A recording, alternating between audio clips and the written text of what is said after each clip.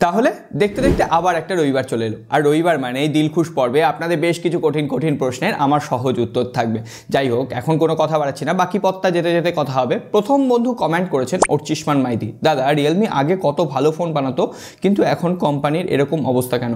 Actually রিয়েলমির যিনি CEO ছিলেন, আগের সিইও মাধব সেট, তিনি চলে যাওয়ার পর থেকে রিয়েলমি কেমন টালবাটাল হয়ে গেছে।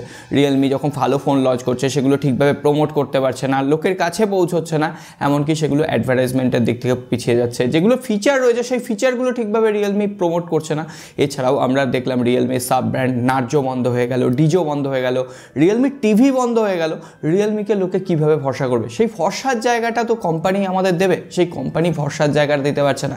তো অবশ্যই মাধব সেট চলে যাওয়াটা রিয়েলমির জন্য কিন্তু একটা ধাক্কা। শুধুমাত্র মাধব সেট তো চলে যাননি, রিয়েলমির প্রায় 50% কর্মচারী এখন অনারে কাজ করেন। তো সেক্ষেত্রে অনার কিন্তু আস্তে আস্তে বেশ শক্তপোক্ত হচ্ছে। তবে হ্যাঁ, রিয়েলমি অবশ্যই ভালো ফোন লঞ্চ করবে, রিয়েলমি 12 সিরিজ ভালো চলবে, আমাদের পরিবারে রিভিউ আসবে। কামরুজ্জামান দিলখুশের প্রশ্ন, দাদা আমার ক্যামেরা ভালো হতে হবে, ভিভো X100 কেমন হবে? আর X100 প্রো এবং X100 এর মধ্যে তেমন কি কোনো ডিফারেন্ট আছে? হ্যাঁ, X100 আর X100 প্রো এর মধ্যে টুকটাক ডিফারেন্স রয়েছে। পেরিস্কোপিক জুম লেন্স X100 প্রোতে রয়েছে। যাই হোক, ভিভো X100 এর ক্যামেরা নিঃসন্দেহে ভালো ক্যামেরা, এমনকি ডিএসএলআর এর সাথে পাশাপাশি রেখে ছবি তুললে সেটা বোঝার উপায় নেই যে কোনটা ডিএসএলআর এর তোলা ছবি বা কোনটা ভিভোর তোলা ছবি। তবে ভিভোর যে ক্যামেরা অ্যালগোরিদমটা সেটা আপনাকে একটু স্মুথ করে দেবে, একটু বেশি দেখতে ভালো লাগবে। আর আপনি যদি ন্যাচারাল টোন চান তাহলে বলবো স্যামসাংয়ের যে S সিরিজের S23 ওই ফোনটা ওই দামের আশেপাশে পেয়ে যাবেন, ওই ফোনগুলোকে আপনি বেছে নিন। না হলে ওভারঅল ভিভোর ক্যামেরাও বেস্ট ক্যামেরা, এই ব্যাপারে কোনো রকম সন্দেহ নেই। আয়ুষ শর্মা, দাদা G54 কি এখন কেনা উচিত হবে? মোটোরোলার আপকামিং কিছু ফোন আসছে কি? শুনছি ওটার ক্যামেরা কোটিং উঠে যাচ্ছে। G54 এখনও পর্যন্ত 15,000 বা অফারে 14,000 আশেপাশে পাওয়া যাচ্ছে। Best option, stock Android UI রয়েছে, ক্যামেরা যথেষ্ট ভালো, মোবাইলটা স্মুথলি পারফর্ম করছে। তবে হ্যাঁ, মোটোরোলা আগামী 2 মাসের মধ্যে আরও 2-3টে ফোন লঞ্চ করবে, যেমন খবর পাবো টেক নিউজে আপডেট করে দেবো। আর যদি আপনি ওয়েট করতে পারেন, ওয়েট করে যান, আরও অনেক ফোন আসছে। পরের বন্ধু MD আদিল, রিয়েলমি 12 প্রো প্লাসে শুধুমাত্র একটি পেরিস্কোপিক ক্যামেরার জন্য কেনার কোনো মানেই হয় না, আর ডিজাইন একেবারেই পছন্দ হয়নি। অ্যাকচুয়ালি ডিজাইনটা রিয়েলমি 11 এর ডিজাইনটাই কপি করে বসিয়ে দেওয়া হয়েছে, সামান্য কিছু চেঞ্জ রয়েছে, মানে কালার ভ্যারিয়েন্টে। দেখতে আমার ভালো লেগেছে, দেখতে খারাপ লেগেছে আমি একবারও বলবো না, আর রিভিউ তো আসবেই। আর রিয়েলমি 12 প্রো প্লাস ওই ফোনটার মেন আকর্ষণ তৈরি করা হয়েছে জুম লেন্স, 120x জুম। আর আমরা বাস্তব লাইফে 120x জুম ওই 9 মাসে 6 মাসে একবার ব্যবহার করি, একবার বা দুবার। তো সেক্ষেত্রে আমার মনে হয় প্রায়োরিটি দেওয়া উচিত আপনার ক্যামেরা পারফরমেন্স কেমন হচ্ছে, মেন ক্যামেরা আর পারফরমেন্স। তো ওভারঅল কিন্তু রিয়েলমি 12 প্রো হ্যাঁ খুব তাড়াতাড়ি রিভিউ আসবে, তো একটু ওয়েট করে যান। আমিও এখনও টেস্ট করে উঠতে পারিনি, তারপরে তো আমরা সমস্তটা টেস্ট করে দেখবো। কিন্তু হ্যাঁ, এটাও মানতে হবে যে শুধুমাত্র টাকার চক্করে 120x জুম এটা বাস্তব লাইফে কোনো কাজ করে না। তবে বাস্তব লাইফে একটা জিনিস কিন্তু কাজ করে বস, ওই লাইক বাটনটা, 1,500 লাইক। আজকে আপনাদের ওপরেই দায়িত্ব থাকলো। আর হ্যাঁ, নতুন হয়ে থাকলে সাবস্ক্রাইব করে বেল নোটিফিকেশন আইকনটা প্রেস করে রাখবেন, পরবর্তী যাতে টেক আপডেট মিস না হয়। পরের বন্ধু সোহেল, দাদা অধিকাংশ ফ্ল্যাগশিপ ফোনগুলোতেই 3.5mm হেডফোন জ্যাক থাকে না, এটার আসল কারণ কি? অ্যাকচুয়ালি ফ্ল্যাগশিপ ফোনগুলোতে এত ধরনের ফিচার দেওয়া হয়, কানেক্টিভিটি ফিচার, IP68 রেটিং, এমনকি ওয়্যারলেস চার্জিং, ফোনগুলোর ভেতরে আর নাকি জায়গা থাকে না, এটা কোম্পানির দোহায়। তবে সব থেকে বড় কারণ হচ্ছে 3.5mm হেডফোন জ্যাক দিলে না IP রেটিং দেওয়াটা অনেকটা কষ্টকর হয়ে যায়। আপনি যে কোনো ফ্ল্যাগশিপ ফোন নেবেন সেখানে IP68 বা IP67 রেটিং রয়েছে, তো ওইখান দিয়ে জল ঢুকে যাওয়ার সম্ভাবনা থাকে। তো বিল্ড কোয়ালিটিকে যাতে ওই ফুটো ফাটা না থাকে, কোথাও দিয়ে জল ঢুকতে না পারে, ডাস্ট ঢুকতে না পারে, তার জন্য 3.5mm হেডফোন জ্যাককে মুক্তি দেওয়া হয়েছে। আরও একটা কারণ রয়েছে, সেটা হচ্ছে কোম্পানির ব্যবসায়িক কারণ। মানে আপনি যদি 3.5mm হেডফোন জ্যাক পেয়ে যান, তাহলে তো 100 টাকা দিয়ে ওই ওয়্যারেবল হেডফোন ইউজ করবেন, তখন তো আর 1,000 টাকা খরচ করবেন না। আর কোম্পানির ফ্ল্যাগশিপ ফোন মানেই সেখানে ফ্ল্যাগশিপ একটা TWS এর দামও কিন্তু 10 থেকে 12,000 রুপি। তো কোম্পানির এটাই ব্যবসা। আবির, দাদা লাভ ফ্রম বিডি, IQ12 কি বাংলাদেশে নেওয়ার মতো? হ্যাঁ, IQ12 বাংলাদেশে নেওয়াই যায়, খুবই ভালো ফোন, ফ্ল্যাগশিপ লেভেলের ফোন, পারফরমেন্স দুর্দান্ত। তবে আপনি যদি ক্যামেরাকে প্রায়োরিটি দিতে যান তাহলে IQ12 এর দামের আশেপাশে কিন্তু স্যামসাংয়ের S23 অ্যাভেলেবেল। কিন্তু আপনি যদি পারফরমেন্স সেন্ট্রিক স্মার্টফোন চান, IQ12 নিঃসন্দেহে নিতে পারেন। সোহাগ, আনঅফিসিয়াল ফোন কি বাংলাদেশে সত্যিই ব্যান হবে? Love from Bangladesh, unofficial phone যদি সত্যিই বাংলাদেশে ব্যান হয় তাহলে সেটা বাংলাদেশের পক্ষেই মঙ্গলজনক, কারণ আনঅফিসিয়াল ফোন মানেই সেগুলো ট্যাক্স বাংলাদেশ সরকার পাচ্ছে না।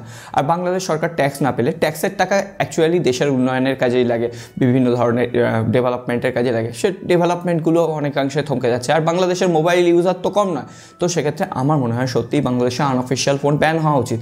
কিন্তু বাংলাদেশের সরকার কতটা তাড়াতাড়ি এই ব্যানটাকে করতে পারবে সেটাই কথা। যদি আজ থেকেও ইনিশিয়েট নেয়, বাংলাদেশ সরকার ইনিশিয়েট নিয়েছিল কিন্তু হঠাৎ করে সেই ইনিশিয়েশন বন্ধ হয়ে গেল, হঠাৎ করে বলা হলো না আনঅফিসিয়াল ফোন আপনারা ইউজ করতে পারেন। তো এইটা যদি না বলা হতো তাহলে হয়তো আজকের দিনে দাঁড়িয়ে আনঅফিসিয়াল ফোন বন্ধ হয়ে যেত।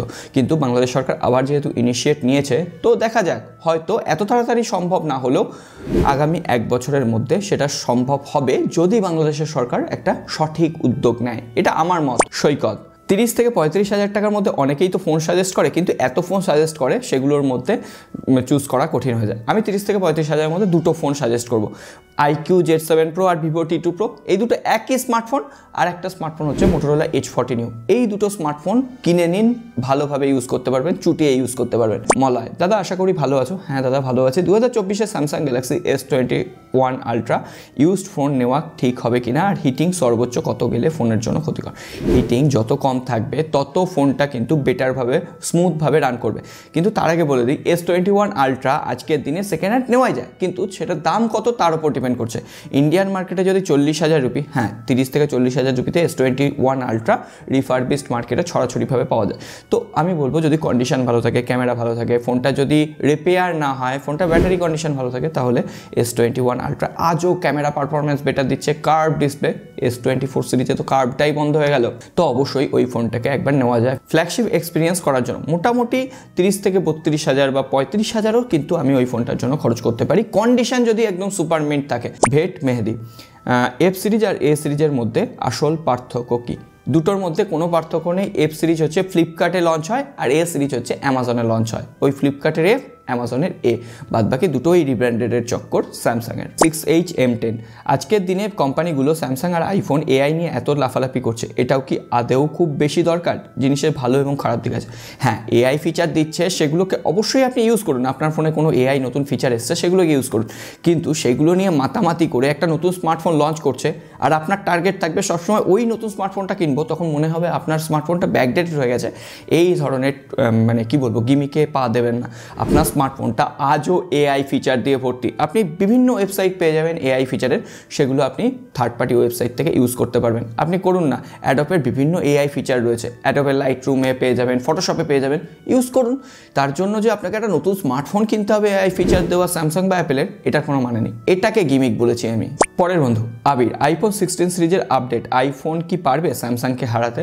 অ্যাকচুয়ালি আইফোন না স্যামসাংকে হারাতে পারবে, স্যামসাং না আইফোনকে হারাতে পারবে। আইফোনের জায়গায় আইফোন থাকবে, স্যামসাংয়ের জায়গায় স্যামসাং থাকবে। কিন্তু হ্যাঁ, আইফোন 16 সিরিজে দুটো মাত্র চেঞ্জ হচ্ছে। এক হচ্ছে সেখানে ক্যাপচার বাটন আসছে, আর আগের জেনারেশনের থেকে একটু ব্যাটারি বাড়ছে। আর অবভিয়াসলি iOS 18-এর সাথে সেগুলো লঞ্চ হবে এবং সেখানে বেশ কিছু AI বা আর্টিফিশিয়াল ইন্টেলিজেন্সের ফিচার থাকবে। কিন্তু কী কী আর্টিফিশিয়াল ইন্টেলিজেন্সের ফিচার এখনও জানা যায়নি, 2-1 দিন ওয়েট করুন, জানিয়ে দেবো। শর্টস ভিডিও আসবে, না হলে বড় ভিডিও আসবে। এমডি, দাদা আমার একটা প্রশ্ন আছে, 1 বছর আগে লঞ্চ হওয়া নতুন কোনো ফোন 1 বছর পরে যদি আমি কিনি, ব্যাটারিতে কি কোনো ধরনের সমস্যা হতে পারে?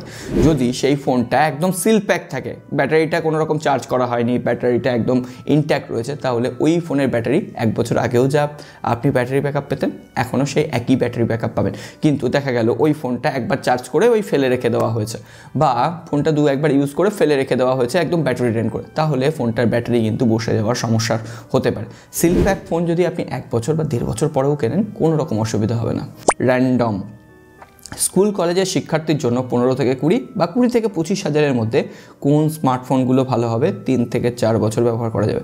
আর একটা স্মার্টফোন যখন আমি 10 থেকে 15 হাজার বা 15 থেকে 20 হাজার বা 20 থেকে 25 হাজারের মধ্যে কিনছি, আমার মনে হয় সেই ফোনটা 4 বছর অবশ্যই স্টুডেন্টদের ইউজ করা উচিত, কারণ স্টুডেন্টদের তো আর ইনকাম থাকে না যে যথারীতি ফোন চেঞ্জ করবে। যাই হোক, 15 থেকে 20 হাজার বা 20 থেকে 25 হাজার রুপি যদি আপনার বাজেট হয়, বা টাকায় যদি আমি বাজেট হয়, আমি কয়েকটা ভালো ফোন বলে দিচ্ছি।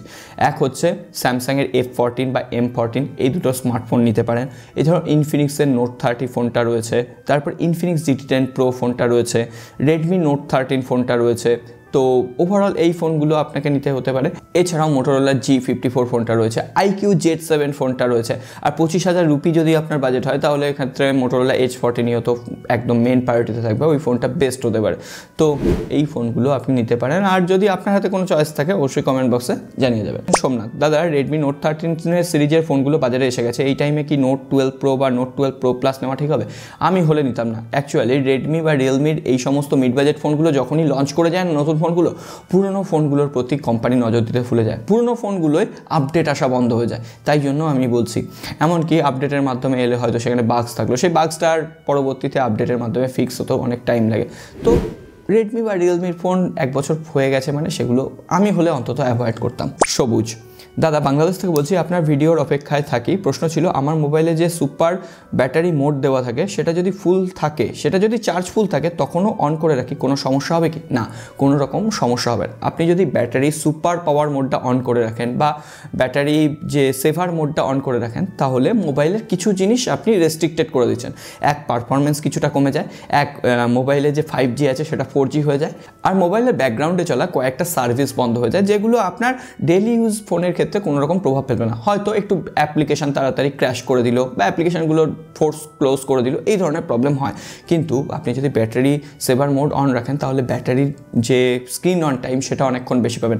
আর অ্যাপেলে আমি শুনেছি যে আপনি যদি সুপার পাওয়ার মোডটা অন করে রাখেন, ব্যাটারি সেভার মোডটা অন করে রাখেন, তাহলে ব্যাটারি হেলথ ফিচার নাকি অনেকটা ভালো থাকে। এরপরের বন্ধু ডিজে সাউন্ড লাভার, আপনি একটা কথা বলুন, আপনারা যে ফোনগুলো রিভিউ করেন সেই ফোনগুলো আবার কি কোম্পানিকে ফিরিয়ে দিতে হয়? উত্তরটা পেলে খুশি হব। অনেকেই ভাবেন যে আমাদের যখন কোম্পানি ফোন পাঠায় অনেক ফোন আমাদের এদিক ওদিক ছড়িয়ে থাকে, আমরা ফোন গিফট করতে পারি, এমনটা নয়।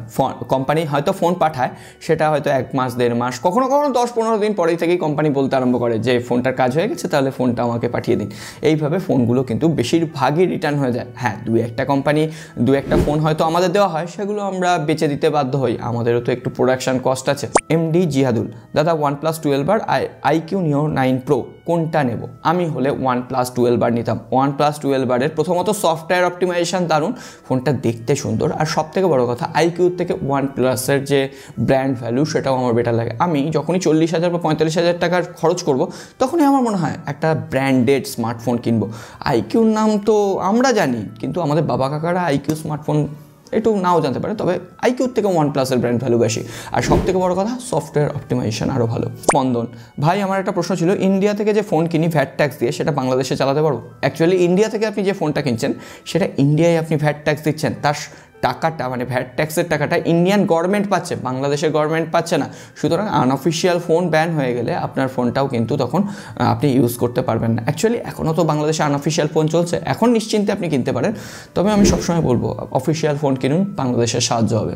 পরের বন্ধু সুমন, এই দামে শুধু 3 বছর আপডেট দিলে তো ফোন চলবে না, চিপসেট ভালো না হলে 3 ইয়ার ফোনটা চলবে কি করে? তিনি স্যামসাং A15 যে ফোনটার আমরা রিভিউ করেছিলাম, সত্যিই ঘাটিও, যাই হোক, ওই ফোনটার কমেন্ট বক্সে কমেন্ট করেছেন। হ্যাঁ, ওই ফোনটাই আপডেট দেওয়া হবে, সব ঠিক আছে, কিন্তু 20,000 রুপিতে সত্যি আমার যে চিপসেটটা সেটাকে অতটা ভালো লাগেনি। তার থেকে বড় কথা ড্রপ নচ ডিসপ্লে। তো কোম্পানি আপডেট দিচ্ছে খুব ভালো কথা, কিন্তু সেই আপডেটের জন্য যে ভালো চিপসেট লাগে, নইলে তো 3 বছর পর ফোনটা স্লো হয়ে যাবে। তখন তো আপডেট দিলে ফোনগুলো, মানে আপডেট দিচ্ছেন মানে তো ফোনে আরও নতুন ফিচার আসছে, আরও চাপ বাড়ছে, বুঝতেই পারছেন ফোনটা আরও স্লো হবে। MD মেহেদি দাদা, এইবার আপনি স্যামসাংয়ের ওপর এত রেগে আছেন কেন? সবাই ভালো ভালো বলছে, আপনি ফার্স্ট থেকে খারাপ বলে যাচ্ছেন, নাকি স্যামসাং আপনাকে ইনভাইট করেনি বলে? দেখুন, কে আমাকে ইনভাইট করলো আর কে আমাকে ইনভাইট করলো না, এই সব দেখলে আমরা আমাদের কাজটাই করতে পারবো না। আমাদের কাজ হচ্ছে আসল রিভিউ বানানো, সেটাই ভালো দিকও থাকবে, খারাপ দিকও থাকবে। যদি খারাপ দিকটা আমরা নাই বলতে পারি তাহলে তো আমাদের রিভিউ করার কোনো দাম নেই। আর আপনাদের ভালোবাসা যদি আমি না পাই তাহলে কোম্পানিগুলো আমাকে বুঝবেও না। স্যামসাং যে AI ফিচার, আমি বারবার বলছি স্যামসাং অবশ্যই ভালো ফোন বানায়। আমাকে যদি আজকের দিনে ফ্ল্যাগশিপ ফোন কিনতে বলা হয় আমি আবারও রেকমেন্ড করব, তবে স্যামসাংয়ের S23 আলট্রা রেকমেন্ড করব, S24 আলট্রা নয়। কারণ প্রথমত S23 আলট্রা অনেক কম দামে পাওয়া যাবে, আর AI ফিচারগুলো প্রথমত কিছুদিন পর থেকে সেটাকে কিন্তু পেড করে দেওয়া হবে 2025-এর প্রথম থেকেই। আর তার থেকেও বড় কথা, AI ফিচারগুলো বেশিরভাগই কিন্তু ইন্টারনেটে ইউজ হচ্ছে। অনেকেই বলেছিল যে ইন্টারনেট ছাড়া ইউজ করা যাচ্ছে, আমি সমস্ত ভিডিও আনবো, তবে একটু লেট হচ্ছে কারণ অন্যান্য কাজের প্রেশার রয়েছে। আর S24 আলট্রা কেনার সময় এখন না, আপনি 1 বছর পরে যখন ফ্লিপকার্টে সেল আসবে দেখবেন 30 থেকে 40,000 রুপি দাম কমে গেছে, তখন কিনুন। আজকের দিনে না, S23 আলট্রা অনেক বেটার অপশান, আর ফ্ল্যাগশিপে এখনও পর্যন্ত সেরা অপশান। সুতরাং স্যামসাং আমাকে ফোন পাঠায়নি বলে আমি স্যামসাংয়ের ওপর রেগে যাবো এটা না। ভিভো তো আমাকে ফোন পাঠিয়েছিল X90, আপনি X90 রিভিউটা দেখবেন, বা X90-র পরে আমরা S22 প্লাসের সঙ্গে বেশ কিছু শর্টস বানিয়েছিলাম ক্যামেরা রিভিউতে, সেখানে তো S22 প্লাস এগিয়েছিল। তার মানে কি আমরা ভিভোকে ছেড়ে দিয়েছিলাম ভিভো ফোন পাঠিয়েছিল বলে? এমনটা নয়। সুতরাং একটু ভরসা রাখুন, কোনো রকম প্রভাবিত খবর আপনাদের কাছে পৌঁছবে না, এটুকু আমি কথা দিতে পারি। আজকে আর কথা বাড়াচ্ছি না, সকলে ভালো থাকবেন, সুস্থ থাকবেন, আর লাইক বাটনে একবার অবশ্যই প্রেস করে রেখে যাবেন। দেখা হবে আগামী পর্বে।